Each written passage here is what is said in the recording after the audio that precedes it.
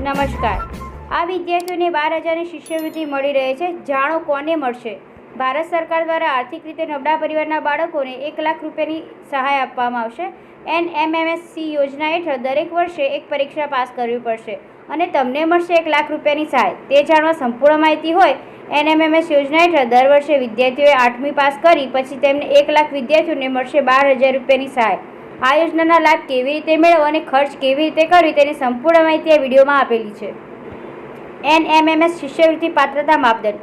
વિદ્યાર્થીઓએ 8મા ધોરણમાં ઓછા 55% પ્રાપ્ત કરવા માટે વિદ્યાર્થીઓને લાભ મળે છે।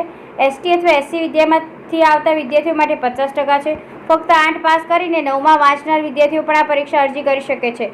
આ યોજનામાં માત્ર સરકારી શાળા, સ્થાનિક ન્યાયાલય અથવા સરકારી સહાય પ્રાપ્ત કરવા માટે વિદ્યાલયમાં વાંચનાર વિદ્યાર્થીને પણ પાત્રતા આગળ વધે છે। ખાનગી શાળા, KVS, સૈનિક શાળા વગેરે વાંચનાર વિદ્યાર્થીઓ સ્કોલરશિપ નથી। NMMS અરજી ફોર્મ 2024-25 અરજી ફી। વિદ્યાર્થીઓએ તેમનું NMMS એપ્લિકેશન ફોર્મ 2024 સબમિટ કરવા માટે ફી ચૂકવવી આવશ્યક છે।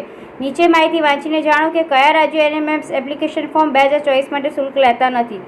NMMS Assam application NMMS fee ચૂકવે છે। તે રાષ્ટ્રીય પ્રતિભા શોધ પરીક્ષા માધ્યમિક શિક્ષણ નિયામકને ચૂકવવા પાત્ર એક ચેક લખે છે અને તે State Bank of India, Kahilipara, Guwahati 19, Assam ખાતે જમા કરે છે।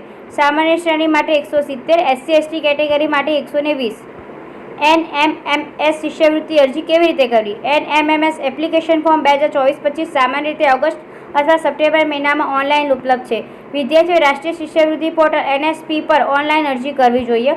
ઓફલાઈન અરજીઓ પણ કેટલાક રાજ્યોમાં સ્વીકારવામાં આવે છે, પરંતુ વિદ્યાર્થીઓને તેમની સંબંધિત શાળાઓમાંથી યોગ્ય માર્ગદર્શન મેળવવું જોઈએ।